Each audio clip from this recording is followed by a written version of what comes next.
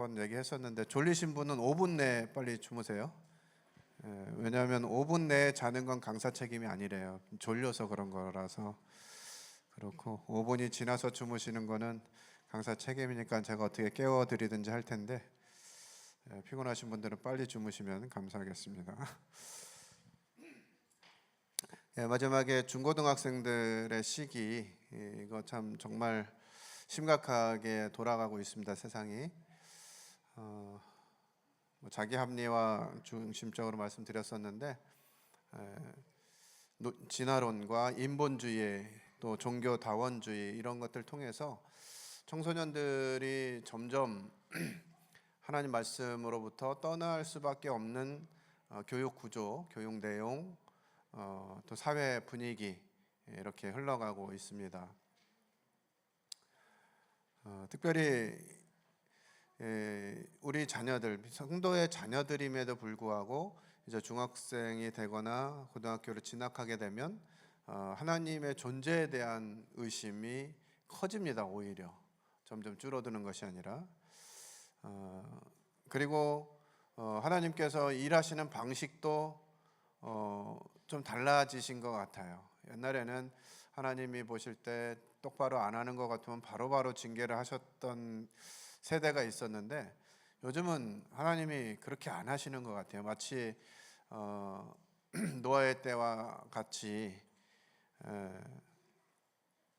사람들이 먹고 마시고 시집가고 장가가고 이런 속에서 그들을 어쩔 수 없어서 하나님이 창세기 6장에 보면 사람이 육신이 된 이후에 하나님이 그들을 그냥 내버려 두십니다.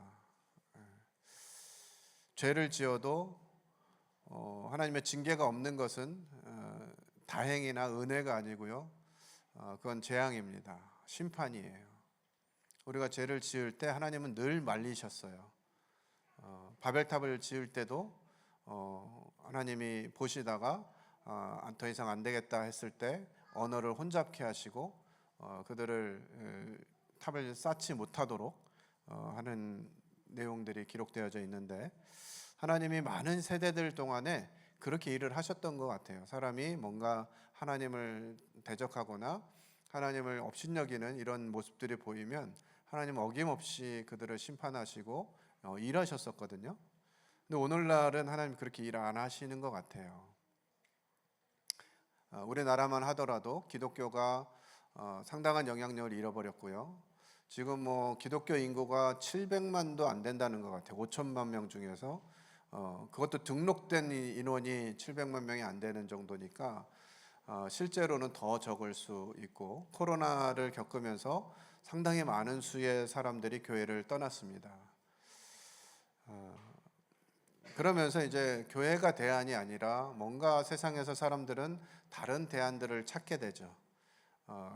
때에 맞춰서 이제 종교 다원주의가 활동을 하고 있습니다. 왜 꼭 하나님이어야만 되느냐? 등산하는데 정상으로 올라가는 길이 하나밖에 없냐?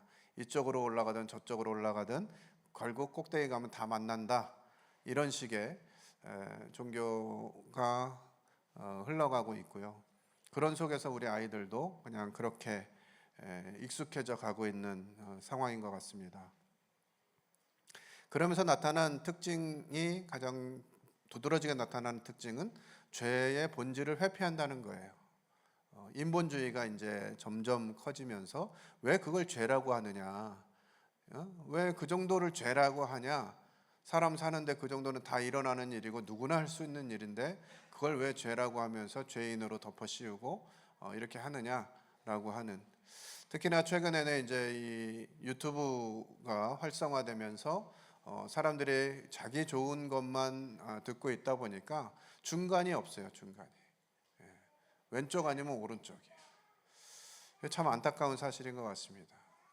저희 형님하고도 몇 년간을 저희 형님 이제 장로교 목사님이신데 몇 년간 같은 얘기를 반복해요. 명절 때마다 뭐 모일 때마다 하면 이게 꼭 형제들이 모여가지고 이런 얘기 해야 되나 싶어가지고 올해는 하지 말자. 처음부터 선언을 하고 시작했는데 아니나 다를까 역시나 그러면서 또 그런 얘기 나와서 이런 얘기 하지 않기로 하지 않았냐. 왜 이런 얘기 해가지고 형님하고 나하고 감정 상할 일이 뭐가 있냐. 이 사탄만 좋아하는 일인 것 같다. 앞으로도 마찬가지고 이런 색깔적인 부분 가지고 서로 이야기하지 말자, 형제지간에는. 이렇게 이야기하고서 정말 같은 하나님을 섬기는데 어떤 그런 정치적인 성향 때문에 마치 그냥 적인 것처럼 대하고 생각하고 이렇게 하는 분위기가 너무 커졌죠. 이런 사회적인 분위기, 또 교육의 바탕, 이런 것들로 인해서 이런 것들이 그냥 세상에만 있으면 좋은데 교회에도 들어오고 가정에도 깊숙이 들어와 있습니다. 그래서 가정에서도 자녀들을 양육하는 데 있어서 성경적으로 가르친다는 거, 이것이 참 어려운 시절로 가고 있다고 생각해요. 그래서 오늘날 이렇게 육아를 하시는 가정들이 예전에 육아하던 가정들보다는 더 힘든 환경에 있다라고 생각이 됩니다. 그래서 굉장히 격려해드리고 싶고, 이 일이 여러분들에게 맡겨져 있다고 하는 것 또한 굉장히 막중한 책임이라고 생각이 되는데, 하나님의 은혜가 필요한 시대인 것 같습니다. 오후에는 그러면 구체적으로 어떤 내용들로 상담을 해야 되는가라고 하는 부분들을 저 나름대로 이렇게 정리해서 좀 나눠 보도록 하겠습니다. 구원 상담의 5단계인데요. 첫 번째로 창조와 사랑입니다. 하나님께서 세상을 지으셨다. 그리고 그 지은 세상의 기초는 우리를 사랑하십니다. 사람을 위해서 만들어진 세상이고, 그래서 초등학생들이나 청소년들에게도 이것이 세워지지 않으면 성경을 이야기하는 것도 의미가 없어지죠. 다 얘기하고 예수님이 십자가에서 날 위해 죽으셨다는 것도 알아요, 믿어요, 저 죄 없어요, 이렇게 표현하는데 하나님도 없어요, 이렇게 되죠. 그러면 이게 뒤에 아무리 공사를 잘해도 기초 공사가 안 되면 이거 뭐 건물은 무너질 수밖에 없는 거죠. 그래서 하나님이 창조주다라고 하는 사실들을 아이들에게 잘 알려줘야 되는데, 초등학생과 청소년은 좀 접근을 다르게 해야 되겠죠. 적어도 초등학교 뭐 한 3학년, 4학년 정도까지만 해도 하나님이 세상을 만드셨다는 거에 대해서 아무도 이견을 얘기하지 않습니다.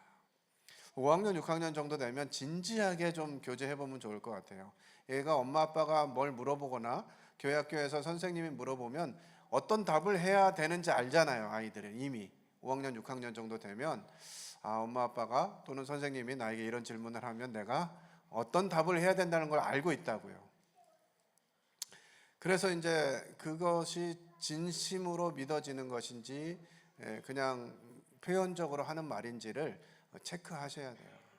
고학년들은 저는 이 초등학교 그 학년제를 좀 바꿨으면 좋겠어요.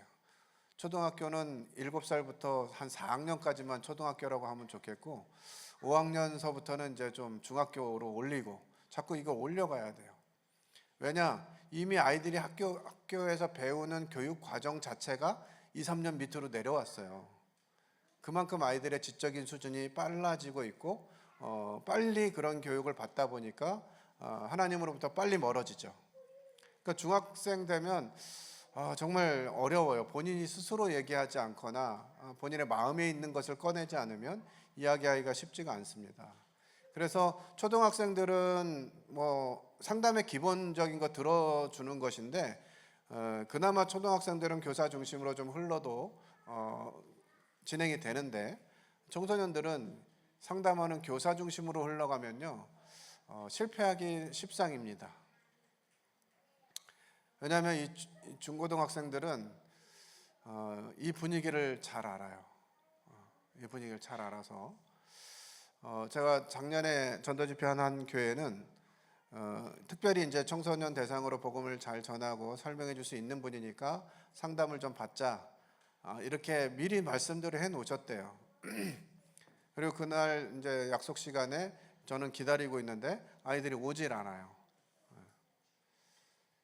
그러니까 이제 엄마 아빠하고 얘기할 때나 교회에서 얘기할 때는 뭐 네 그럴게요 이렇게 해놓고서는 당일날 나타나지 않는 거예요. 그런 세대가 돼버렸어요. 이것을 꼭 뭐 아이들의 문제다라고만 하기는 어려워요. 왜 아이들이 교회 교사들과 또 교회 어른들과 상담하거나 교제할 수 없는 상황이 되었는지 이런 부분들 좀 고민해 봐야 될 것 같습니다. 그래서 청소년들은 그냥 단순하거나 그냥 하는 식으로 해서는 안 되고 그 청소년들이 궁금해하고 이해할 수 있을 만한 이런 부분들에 있어서 실제적으로 접근해야 되는 거죠. 삶의 목적과 의미와 이런 부분들, 이제 인생의 철학적인 부분들조차도 아이들이 고민하는 시기이기 때문에 그와 같은 부분들로 접근할 필요가 있는 것 같습니다. 하지만 성경은 우리에게 그 대상이 어떻든 간에 같은 말씀으로 얘기해 주시죠. 초등학생이라고 다른 말씀 주시고 중학생이라고 다른 말씀 주시는 건 아니고 같은 말씀이지만 이 말씀이 어떻게 적용할 수 있느냐에 따라서 좀 다른 것 같아요. 창세기 1장 27절입니다. 같이 읽겠습니다. 시작. 하나님이 자기 형상 곧 하나님의 형상대로 사람을 창조하시되 남자와 여자를 창조하시고. 자, 하나님이 사람을 처음에 창조하셨을 때 사람은 완전했다. 아니다. 자, 한번 손 들어볼까요?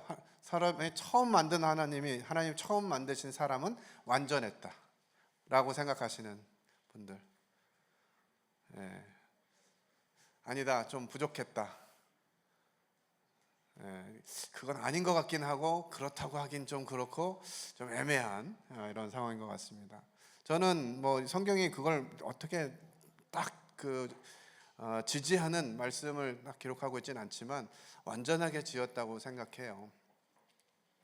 그래서 아이들하고 이 얘기를 할 때 얼마나 사람이 완전했는지, 얼마나 똑똑하고 얼마나 훌륭했는지, 지난번 집회 때도 이제 몇몇 성도님들하고 얘기하면서 노아가 어떻게 100년이 넘는 기간 동안에 조선술을 배우지도 않았는데 그와 같은 노아 그 배를 만들 수 있었느냐.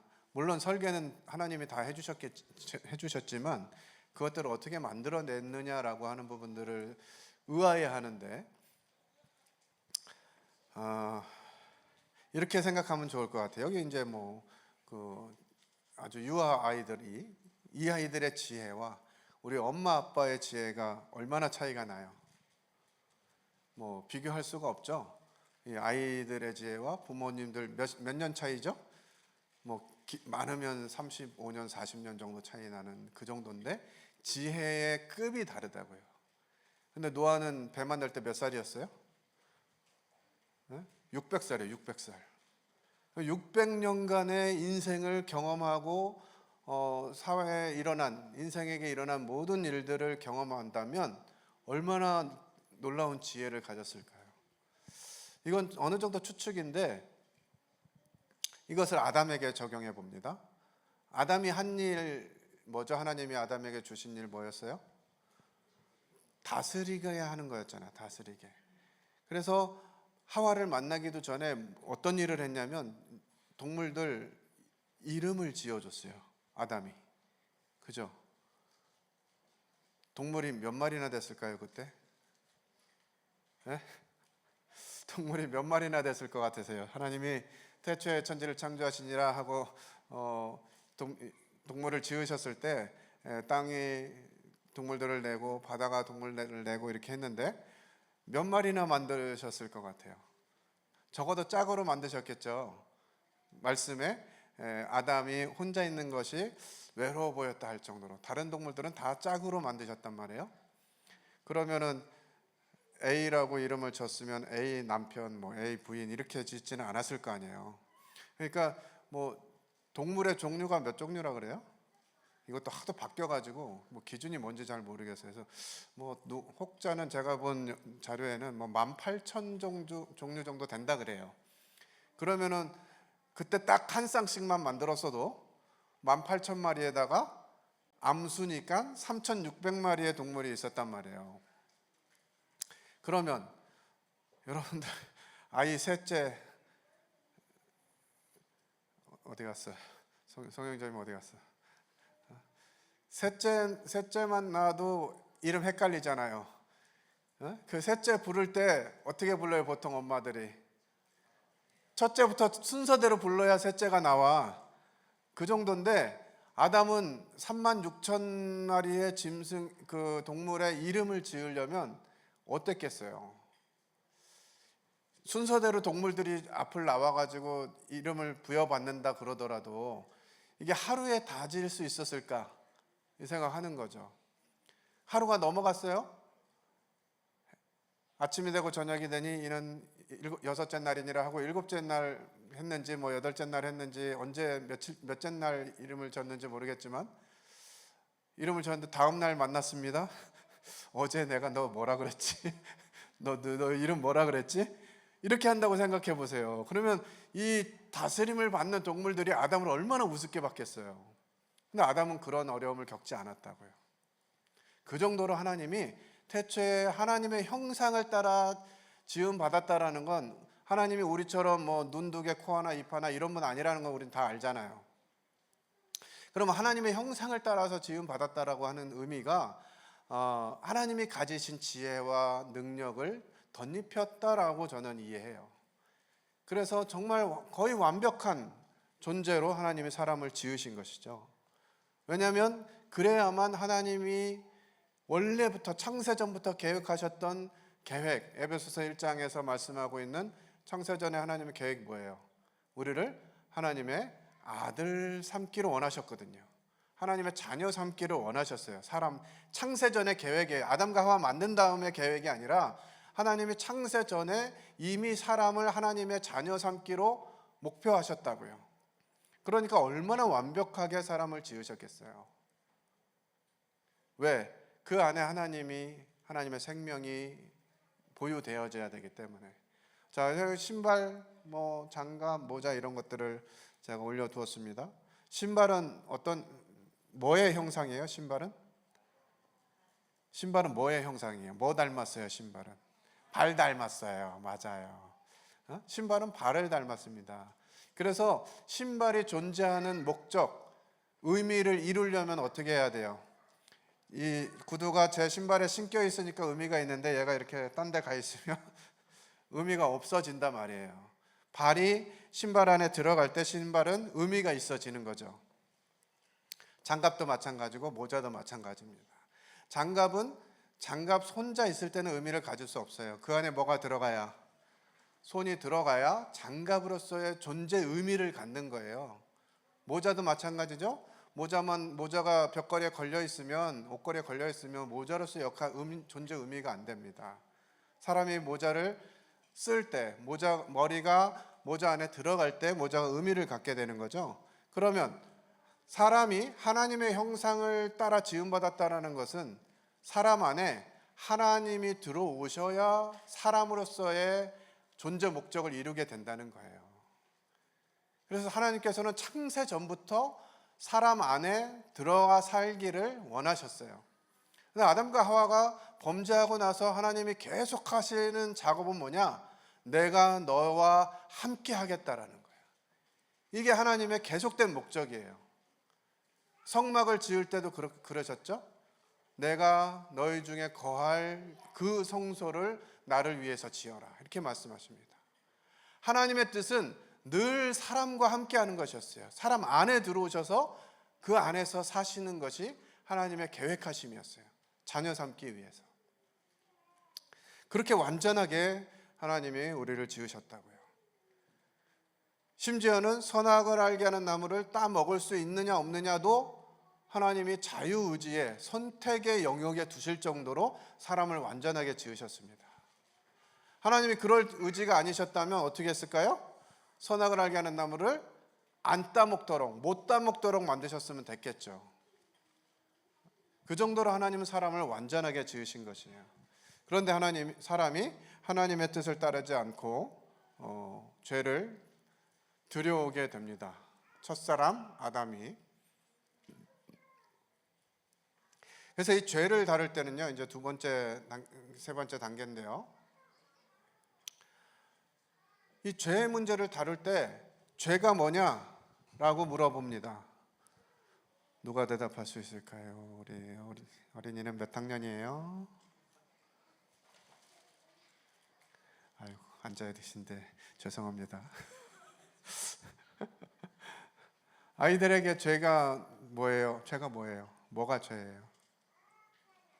하나님 안 믿는 거. 선물 좀 있으면 주세요. 뭐 사탕을 좀 주시든지. 누집 아들인지 아주 똑똑합니다. 하나님 안 믿는 게 죄래요. 맞습니까? 예, 맞습니다. 대단한 아이예요. 위대한 전도자가 될 가능성이 보입니다. 예. 죄가 뭐냐라고 하는 질문서부터 아이들은 깝깝해집니다. 뭐가 죄일까? 왜 깝깝해지냐면 죄가 뭔지를 말하게 되면 그걸 못하게 되겠죠. 엄마 말 안 듣는 거예요. 이러면 이제 그 말 한순간부터 엄마 말을 들어야 되게 되는 거예요. 압박감이 오는 거죠. 거짓말 하지 않는 거예요. 막 이렇게 하면 거짓말 안 해야 돼. 그래서 구원 받았냐 못 받았냐라고 했을 때 구원 받았어요라고 말 못하는 첫 번째 이유가 또 죄 질 것 같은 거예요. 내가 구원 받았다고, 죄 용서 받았다고, 하나님 자녀가 되었다고 말하고 싶은데 이 말하고 나면 죄를 안 져야 되잖아요. 근데 죄가 뭐라고 생각해? 행동이라고 생각한단 말이에요. 그러니까 왠지 구원 받았다고 말하고 나서도 이 문제가 해결되지 않을 것 같으니까 주저주저 하는 거죠. 여기에 플러스 행위까지, 열매까지 있어야 구원이다라고 말하기 시작하면요, 아이들은 구원받을 수 없습니다. 여기 조심하셔야 돼요. 복음을 변질시키는 가장 큰 영역과 방법이요, 이따 마지막에 말씀드리겠습니다마는 은혜 더하기 행위예요. 하나님은 믿음으로, 은혜로 구원받는다고 계속 말씀하시는데 무엇인가 더 있어야 구원받는다 라고 얘기하기 시작하면요, 이거는 다른 복음이 되기 시작하는 거예요. 성경은 추가 무엇을 이야기하고 있지 않습니다. 그래서 죄가 무엇인지를 정확하게 이해해야 돼요. 모든 사람은 죄인이라고 하나님이 선언해 두셨습니다. 재판장이신 그분이 법적으로 볼 때 죄인이다라고 선언하시는 거예요. 그래서 이 청소년들에게, 특히 초등학생들에게 죄가 뭐냐라고 하는 것들 설명하기 시작하는데요, 모두 다 이 창세기 3장에 있는 선악을 알게 하는 나무로 돌아가게 됩니다. 하나님께 사람이 선악을 알게 된 다음에 하나님께 문제가 됐던 표현을 하나님은 창세기 3장 22절에서 이렇게 얘기하고 있습니다. 저들이 선악을 아는 일에 우리 중 하나같이 되었으니 저들이 손을 들어 생명나무도 따먹고 영생할까 하노라, 이렇게 얘기했어요. 하나님께 있어서 사람들이 선악을 알게 하는 나무를 따먹고 나서 문제되는 큰 포인트가 뭐였냐? 저들 스스로 선택해가지고 생명나무까지 따먹고 영생하게 되면 죄를 가진 상태로 영생하는 것은 심각한 문제인 거예요. 우리는 죄 용서와 하나님의 관계의 회복에 있어서 조금 더 고민을 해볼 영역이 생기는 것 같은데, 창세기 3장에서 하나님이 분명히 아담과 하와에게 무슨 옷을 해입히시죠? 네. 자기들 스스로 해입은 나뭇잎 옷으로는 그 죄를 가릴 수 없기 때문에 하나님이 가죽옷을 해입히십니다. 그죠? 가죽옷은 뭘 의미해요? 대속을 의미하잖아요. 짐승이 죽었고 피가 흘려져서 자기 죄가 용서되었다라고 하는 부분들을 우리는 미루어서 적용하고 있습니다. 그런데 가죽옷을 입힌 다음에 아담과 하와가 어떻게 됐어요? 가죽옷 입은 다음에 에덴 동산에서 잘 먹고 잘 살았어요? 어떻게 됐어요? 쫓겨났다고요. 가죽옷을 해 입혔지만 에덴 동산에서 쫓아냈어요. 이거는 아주 중요한 포인트를 생각하는 여지를 두셨다고 봅니다. 죄는 용서되었지만 하나님과의 관계 회복은 다른 문제라는 거죠. 그 상황에서 아담과 하와에게 죄를 용서하고 가죽옷을 해 입히셨지만 그들을 에덴 동산에서 쫓아냈다고요. 생명나무를 따먹지 못하게 하셨어요. 그리고 시간이 지나서 노아의 홍수 이후로 에덴 동산이 아예 지구상에서 사라집니다. 그러니까 생명나무를 다시 따먹을 수 있는 기회가 사라진 것이죠. 이게 하나님의 선택, 이 선악을 알게 하는 것, 이것이 주요 키포인트인 것이고요. 죄의 근원은 뭐냐?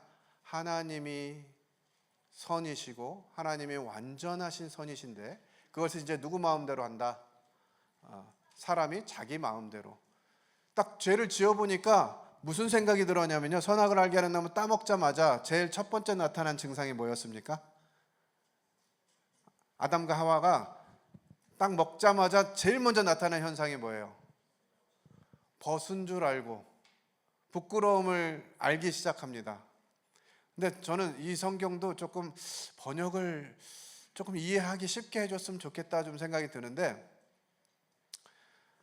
아담과 하와는 뭘 입은 적이 있어요, 없어요? 네? 아담과 하와는 에덴 동산에서 선악을 알게 하는 나무 따먹기 전에 옷을 입은 적이 있습니까, 없습니까? 없어요. 옷을 입은 적이 없어요. 그래서 벗은 게 아니라 안 입은 거죠.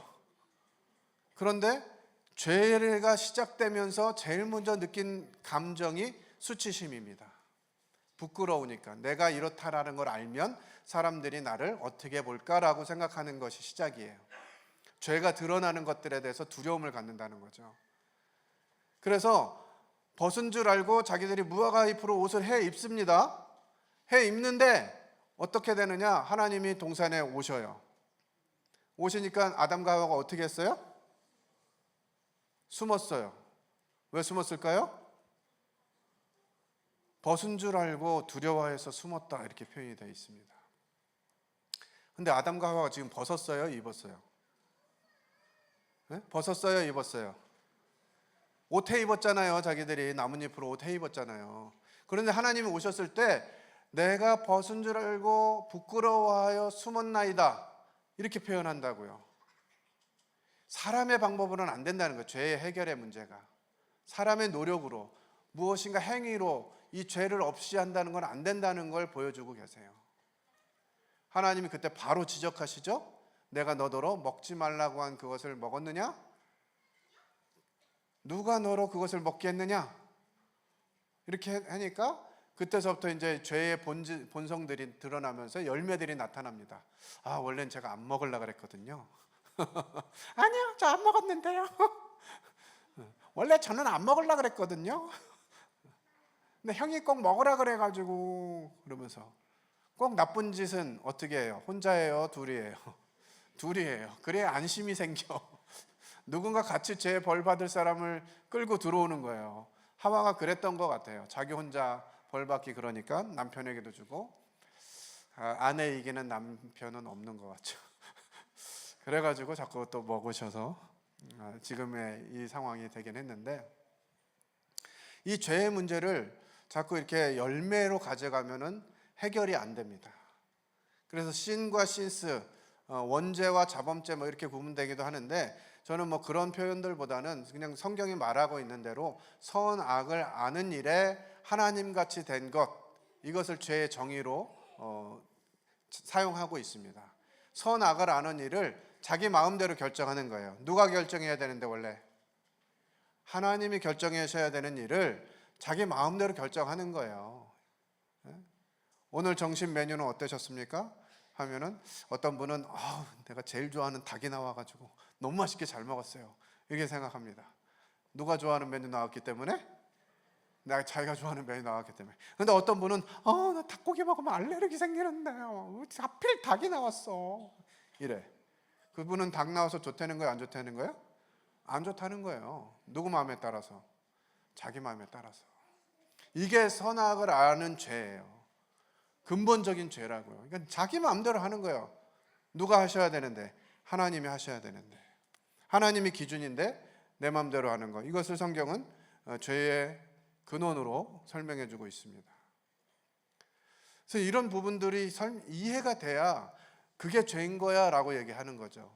거짓말하고 욕하고 싸워하고 미워하고 이런 거를 죄라고 이렇게 규정해 놓으면 양으로 볼 때 우리 아이들은 조금이라니까요. 막 100개, 200개 하는 애들이 있는데 나는 1개, 2개 한단 말이에요. 그런 아이들이 어떻게 내가 죄인이야 라고 인정할 수 있겠냐고요. 그건 다만 죄의 열매일 뿐이라는 거죠. 감기 바이러스가 우리 몸에 들어왔습니다. 그러면 어떻게 돼요? 누군가에게는 콧물이 나고, 어떤 사람은 열이 나고, 어떤 사람은 목이 붓고, 어떤 사람은 몸살 기운이 있고, 이렇게 되는 거예요. 이것들은 다 그냥 증상인 거죠. 증상. 콧물이 감기입니까? 열이 감기예요? 몸살이 감기입니까? 이건 다 증상이에요. 감기는 바이러스가 그냥 몸에 들어오면 보유하고 있어도 어떤 사람은 발현이 되고 어떤 사람은 발현이 안 되는 거예요. 이런 상황들을 볼 때 열매로 죄를 규정하기 시작하면 적용하기 되게 어렵다라고 하는 부분들을 말씀드리는 것입니다. 그래서 네 마음대로 하고 있는 영역들을 짚어주면요, 제가 최근에 상담한 아이들은 초등학생이건 중학생이건 고등학생이건 이것에 대해서 뭐 부인하거나 그건 아닌 것 같은데요 라고 얘기한 아이들이 없어요. 근데 이제 거짓말이냐 뭐 했냐 이런 거 하면 빈도의 다수가 있기 때문에 안 했다고 우기는 아이들도 있고요. 그렇습니다. 그래서 이런 부분으로 죄와 죄를 대해서 살펴보시면 좋을 것 같고요. 그래서 선악을 아는 일에 하나님처럼 된 것, 이것이 죄다, 죄의 근원이다 라고 말씀드리는 것이고, 하나님이 이것도 또 풀어서 설명해 주십니다. 잘 이해하지 못할 수도 있으니까 예레미야 2장 13절에서 내 백성이 두 가지 악을 행하였나니, 두 가지 악을 얘기하는데 그 첫 번째가 바로 생수의 근원되는 나를 버린 거예요. 하나님 없이, 하나님 두는 거 싫고 내 마음대로 할 거야, 이게 죄의 첫 번째라는 거예요. 그게 되면 두 번째로 나타나는 현상이 뭐예요? 스스로 웅덩이를 파는 것입니다. 나뭇잎 옷을 해 입는 거예요. 이게 두 번째 죄입니다. 두 번째 악이라고 설명하고 있죠. 근데 그 웅덩이는 터진 웅덩이다. 그러니까 이 죄를 자기가 스스로 무엇인가 해결하려고 하는 이 방법으로는 죄를 해결할 수 없다라고 하는 것이죠. 말씀드린 대로 이제 죄가 들어오고 나니까 하나님하고 상관없이 내 마음대로 하게 됩니다. 로마서 1장 28절에 그거 기록하고 있죠. 28절만 같이 읽겠습니다. 시작. 또한 그들이 마음에 하나님 두기를 싫어하며 하나님께서 그들을 그 상실한 마음대로 내버려 두사 합당하지 못한 일을 하게 하셨다. 하나님 자체를 하나님이 인정하지 않고, 하나님 창조주시고 나의 왕이시고 나의 주인 되심을 인정하지 않고 자기 마음대로 사니까 하나님이 어떻게 해요? 내버려 두신다고요. 청소년을 두신 부모님들 많이 하는 얘기 중에 있습니다. 하다 안 되면 맨 마지막에 뭐라고 얘기하시죠? 네 마음대로 해라. 하다 설득이 안 되면 맨 마지막에 하는 선언이잖아요. 네 마음대로 하세요. 이 말이 좋은 말이에요? 칭찬하는 말이에요? 아니잖아요. 포기하는 말이거든요. 포기하는 말. 하나님이 말리다 안 되니까 내버려 두시는 거라고요. 그러니까 저런 증상들이 나오는 거예요. 로마서에서 기록하고 있는 이런 증상들이 나오는 것이죠. 뭐 별게 다 나옵니다. 사람의 성향이나 성장 배경이나 뭐 기질이나 이런 거에 따라서 뭐 다양하게 죄들이 뛰쳐나오게 됩니다. 합당하지 못한 일들이죠. 그러니까 아이들이 인식하고 있는 이런 죄에 대한 개념은 죄의 정의적인 개념이라기보다는 죄의 열매에 대한 개념이라는 거예요. 그래서 구원받으면 열매가 안 나타나야 될 거라고 생각하고 지레 겁을 먹는 거죠. 저희 모임에도 한 청년이 있는데 28살이에요. 자기는 구원받았다라고도 했다가 이제 더 이상 안 듣고 싶다가도 했다가 막 왔다 갔다 해요. 참 안타깝습니다. 그 청년의 성장 과정에서 그와 같은 부분들, 부모들에 의해서 강압적으로 되어지거나 아니면 복음이 잘못 알려진 영역들이 많이 있어요. 그 시기를 보고 계속 언제 이 부분들을 터치하면 좋을 것인지 고민하고 있는데 그냥 자기 마음대로 하는 거예요. 어쩔 때는 나왔다가 어쩔 때는 뭐 열심히 하려고 했다가 어쩔 때는 또 그냥 자기 마음대로 하고 뭐 이게 왔다 갔다 합니다. 참 안타까워요. 이런 부분, 죄가 분명해지면 십자가도 분명해지게 되죠. 그 부분은 뒤에 좀 살펴보겠습니다. 그리고 구원에 대해서 인정하고 믿음으로 고백한 이후에 나타나는 믿음과 변화, 이것이 있어야 되는 것은 당연한 것입니다. 생명이 있으면, 생명을 가졌다면 그 생명의 영향력도 나타나야죠. 살아있다라는 증거가 나타나야 되지 않겠어요? 울기도 하고 뭐 웃기도 하고 뭐 먹으려고도 하고 뭐 피곤하면 자려고도 하고, 이런 모든 활동이 살아있다라고 하는 증거잖아요. 생명의 증거잖아요. 이런 것들이 나타나야 되죠. 그런데 이것을 구원의 여부로 따지면 곤란하다는 거예요. 이게 나타났으니까 구원받았다 이게 아니라, 그런 나무는 자연스럽게 열매를 맺게 되는데 씨앗 심으면 바로 열매가 납니까? 씨도 심고 거기다 물도 주고 그 나뭇잎이 자라나면은 그 나뭇잎도 관리해주고 햇볕도 쌓여주고 또 물 주고 또 때로는 가지치기도 해주고 뭐 농약도 치고 몇 년을 해야 열매가 열리는 나무가 있는가 하면, 그냥 1년생이어가지고 하루 한 1년 만에 봄에 심으면 가을에 열매를 맺는 그런 나무들도 있어요. 다양하다는 거죠. 어떤 아이는 그 태도가 분명하게 바뀌는 아이들이 있을 것이고요. 어떤 아이들은 점점 성장하면서 그런 것이구나, 하나님 은혜는 그것이구나, 내가 하나님 안에서 성장하지 못하는 이유는 그것이구나, 이런 것들 깨달아가면서 변화되는 케이스들도 있어요. 그러니까 그것을 일률적으로 너 이거 안 보이니까 구원하냐, 이렇게 하기는 어렵다는 거죠.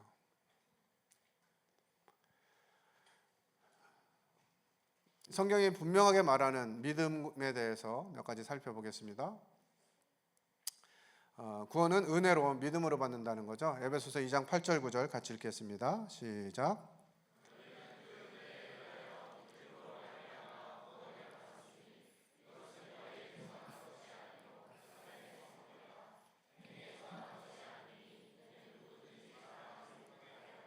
네, 너무나 잘 알고 있는 말씀이고, 이 말씀을 상담할 때든 복음을 전할 때든 가장 많이 쓰는 말씀인데, 여기 명확하게 말씀하고 있잖아요. 이것은 너희에게서 난 것이 아니고 하나님의 선물이다. 행위에서 난 것이 아니니 이는 누구든지 자랑하지 못하게 함이다 라는 거예요. 그래서 행위가 구원의 조건이어서는 안 된다는 거죠. 그냥 이것은 은혜이고 하나님이 주신 선물이다 라고 하는 것을 강력하게 말씀하고 있습니다. 로마서 3장 28절도 마찬가지로 우리에게 말씀하고 계시는데 같이 읽겠습니다. 시작. 그러므로 사람이 의롭다 하심을 얻는 것은 율법의 행위에 있지 않고 믿음으로 되는 줄 우리가 인정하노라. 의롭다 하심, 하나님이 우리를 의롭다고 칭해 주시는 칭의도 행위가 아니라 무엇이다? 믿음이라는 거예요. 세 번째, 로마서 11장 6절입니다. 같이 읽겠습니다. 시작. 만일 은혜로 된 것이면 행위로 말미암지 않음이니 그렇지 않으면 은혜가 은혜되지 못하느니라. 이 구원이 행위로 된 것이라면 은혜가 안 된다고 하는 것이죠. 구원이 은혜라면 행위가 들어갈 조금의 틈도 허락되지 않는 것이에요. 특별히 이 의롭다고 하는 것이 어떤 측면이냐 하는 부분을 로마서 4장 4절 5절은 우리에게 알려주고 있습니다. 같이 읽겠습니다. 시작. 일하는 자에게는 그 삭시 은혜로 여겨지지 아니하고 보수로 여겨지거니와 이를 아니하니라도 경건하지 아니한 자를 의롭다 하시는 이를 믿는 자에게는 그의 믿음을 의로 여기시나니. 하나님은 행위의 공로가 아니라 믿음을 의로 여기신다고요. 네가 어떤 일을 해냈기 때문에 그것이 너를 의롭게 여긴다라고 성경은 가르치지 않아요. 믿었기 때문에 그것을 의로 여긴다는 거죠. 다섯 번째, 율법의 행위가 아니라 예수 그리스도를 믿음으로 된다. 이거 갈라디아서 2장 16절입니다. 같이 읽겠습니다. 시작. 사람이 의롭게 되는 것은 율법의 행위로 말미암음이 아니요 오직 예수 그리스도를 믿음으로 말미암는 줄 알므로. 의롭게 되는 것, 그것은 행위로 말미암지 않는다. 오직 예수 그리스도를 믿음으로 말미암는다라고 하는 사실을 반복해서 강조해주고 있어요. 행위는 아니다. 오직 그리스도를 믿는 믿음이다라고 하는 것이죠. 디도서 3장 5절도 우리에게 말씀해 주십니다. 같이 읽겠습니다. 시작. 우리를 구원하시되 우리가 행한 바 의로운 행위로 말미암지 아니하고 오직 그의 긍휼하심을 따라. 우리를 구원하신 것은 우리의 행한 바 의로운 것이 아니라는 거죠. 오직 주님의 긍휼하심, 그분의 은혜, 하나님의 은혜의 선물, 믿음으로 얻는 의, 그것을 인정한다고 성경 우리에게 계속해서 강조해주고 있어요. 이것이 그 종교개혁의 5대 5S, 오직 은혜로, 오직 믿음으로, 오직 그리스도고, 오직 성경입니다. 그래서 사람은 자랑할 게 하나도 없기 때문에 누구에게 영광을 돌려라? 하나님께 영광을 돌리라는 거예요. 이 죄를 해결하는 데 있어서는요, 우리가 행위로 어떤 것으로도 가미할 수 없는 거예요. 믿음으로 되는 것이고 은혜로 되는 것입니다. 어떤 분들이 야고보서 2장의 말씀을 가지고 그러면 그거 말하는 거 아니냐 이렇게 얘기하는 분들이 있는데, 야고보서 2장은 구원의 근거를 말하는 게 아니고요, 믿음의 증거를 말하는 거예요. 네가 믿는다면 행위가 따라야 된다라는 거예요.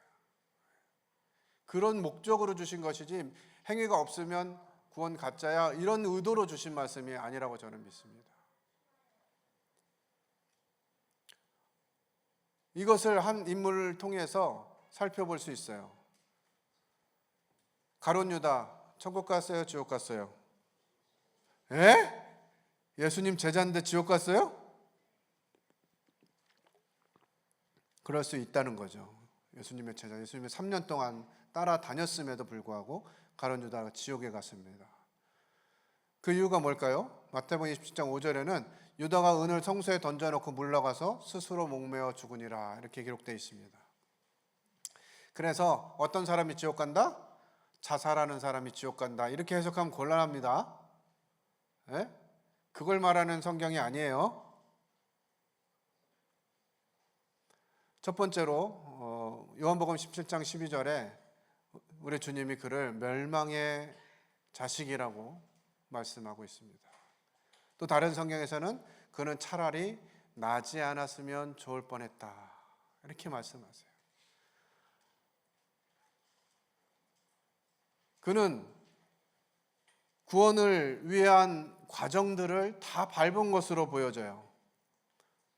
마태복음 27장 3절에 유다가 예수님이 정죄받으시는 것을 보고서 뉘우쳤다라고 말합니다. 자기가 잘못했다고 알았어요.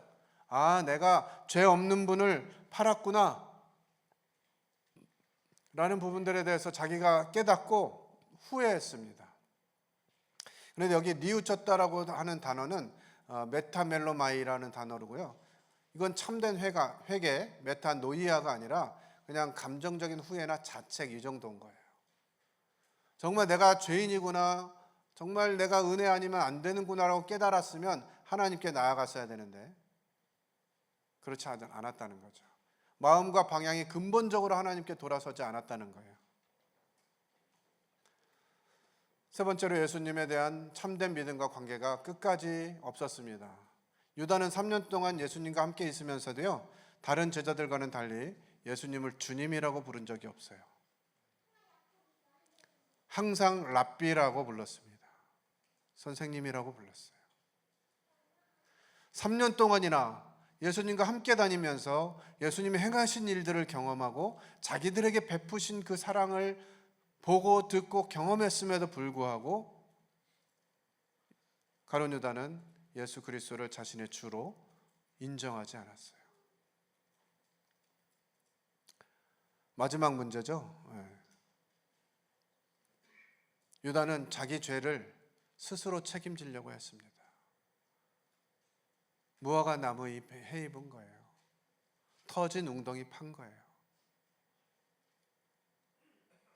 로마서 3장 24절 같이 읽겠습니다. 시작.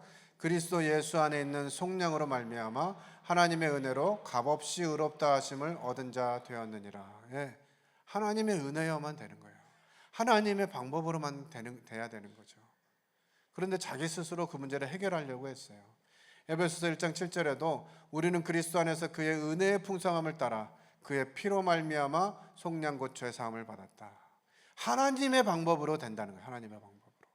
사람의 방법이 아니라, 노력이 아니라 하나님이 하셨다라는 거죠.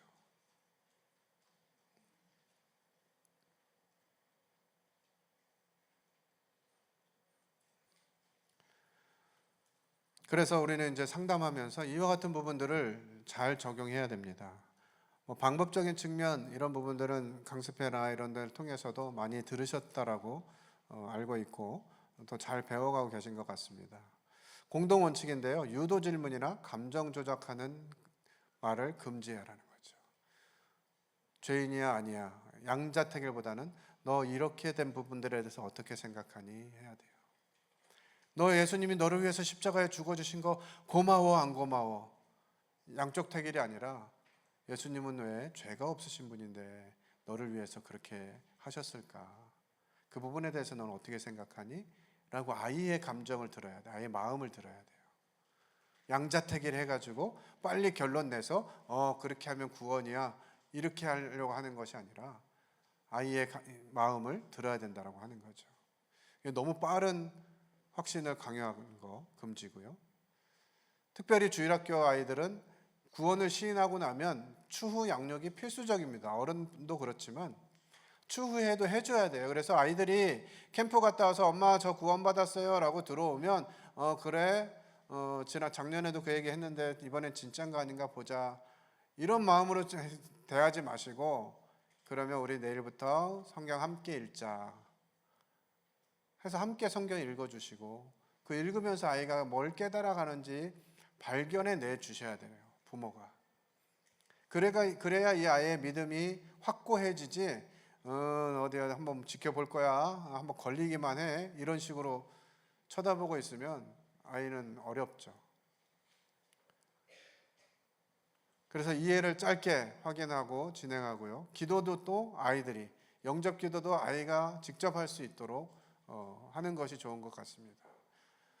이제 내성적이거나 이런 표현 때문에 표현 못하는 아이들이 있을 수는 있는데 그래도 자기 입으로 몇 마디라도 네 입으로 오늘 들은 말씀 네가 깨달아진 것 정말 네 마음속에 일어난 변화 이거 네 입으로 한번 얘기해 볼래? 이렇게 해서 몇 마디라도 할 수 있도록 해보는 것이 필요합니다.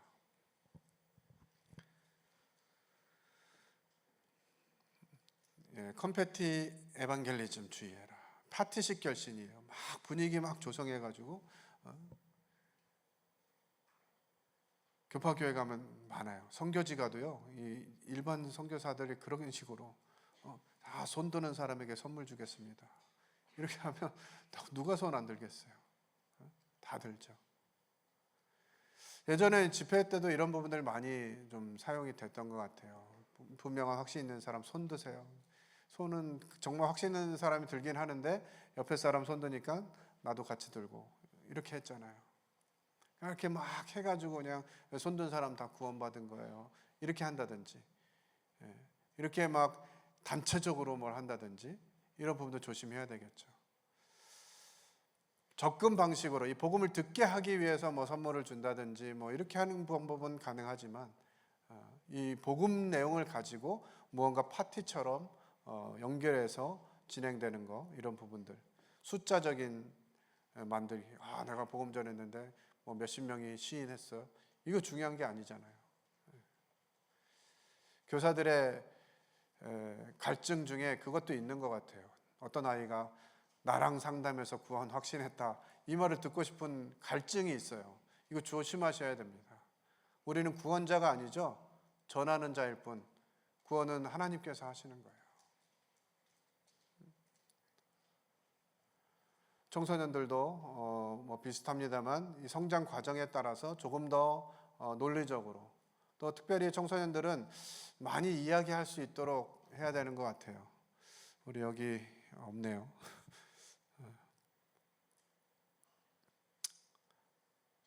만약 그냥 듣기만 해도 구원받는 경우가 있어요. 제가 경험해 보니까 이제 구원 한참 받을 나이고 구원도 안 받았는데 어떻게 구원 안 받았는지 모르겠어요. 교제하다 보면 그냥 투덜투덜 자기 얘기하고 막 이랬다 저랬다 이런 얘기 하는데, 예전에 한 2시간 정도 상담했는데 1시간 50분을 그 친구가 떠들고 전 마지막에 기도해 줬어요. 근데 그때 구원 받았어요. 그럴 수도 있습니다. 그러니까 말할 상대가 없는 것도 참 청소년들에게 어려운 요소인 것 같아요. 우리 선생님들이, 교사들께서 우리 반 아이가 어떤 고민이 있더라도 어떤 어려움이 있더라도 나를 찾아올 수 있는 그런 넓은 마음을 보여주시고, 그들이 말하는 거 비판 없이 잘 듣고 진지하게 대해야 됩니다. 넌 뭘 받길래 그딴 소리를 하냐, 뭐 이런 얘기 한다든지. 논리적으로 잘 설명해야 돼요. 오늘 제가 그런 샘플들을 좀 몇 가지 계속 말씀드렸는데, 성경이 말하는 게 뭐냐라고 하는 부분들을 논리적으로 얘기를 해야지, 성경이 그렇다면 그런 줄 알아, 그냥 믿으면 되는 거야, 이렇게 해서는 안 되는 거죠. 그리고 이제 중고등학교, 중학생, 뭐 고학년, 고등학생 이렇게 되면 이제 실존적인 질문을 다루는 것이 이제 필요한 것 같습니다. 다 느껴요. 성인들이 느끼는 그런 감정이나 필요들을 이미 고등학생 정도 되면 다 느끼고 있다는 거죠. 2차 성징이 끝나고 사춘기가 지나가면 어른들하고 거의 비슷하다고 생각하셔야 돼요. 어른에게 복음 전하듯이 진지하게 또 실제적인 부분들 다루면서, 너 한국에서 공부하는 게 얼마나 힘드니, 너 애쓴다, 이런 얘기 해주고, 그런데도 노력하는데 잘 안 되고 얼마나 안타깝니, 선생님 옆에서 볼 때도 너 많이 애쓰는 것 같은데 힘든 것 같다, 이렇게 해주고 인정해주고 확인해주고. 그래서 그 학생들이 자신들의 문제들을 스스로 좀 고민하면서 볼 수 있도록 하는 과정들이 좀 필요한 것 같습니다. 항상 이렇게 상담하고 나면, 그 교사들 좋은 게 캠프 때 상담하고 나면 그 상담 일지를 쓰잖아요. 그게 참 도움이 되는 것 같아요. 내가 이렇게 복음 전했는데 아이가 어떻게 반응을 했고, 이런 부분들은 조금 이렇게 했었으면 좋았을 텐데 하는 일들이 있습니다. 지난 캠프 때 좀 상당히 안타까운 아이가 하나 있었는데, 초등학교 6학년 남자아이가 캠프에서 간증을 했어요. 구원 간증. 아주 똑부러지게 정말 간증을 잘 하더라고요. 그 간증을 듣고서 한 여학생이 상담을 받겠다고 찾아왔습니다. 그래서 상담을 하는데, 너는 왜 상담을 받으려고 이 시점에 왔니? 캠프도 끝나는 마당인데.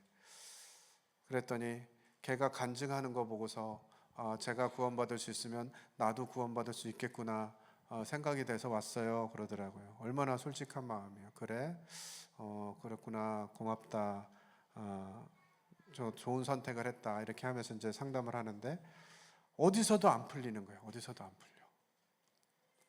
하나님의 존재도 믿는다 그래. 뭐 이렇게 하는데 간절함이 없어요. 죄에 대한 인식도 약하고, 하나님에 대한 갈망도 약하고, 그렇다고 구원받아야 되겠다라는 간절함도 약하고, 이쪽 저쪽 다 찍어봤는데 안 들어가요, 이게. 그래서 그 아이와 어느 정도 교제를 하다가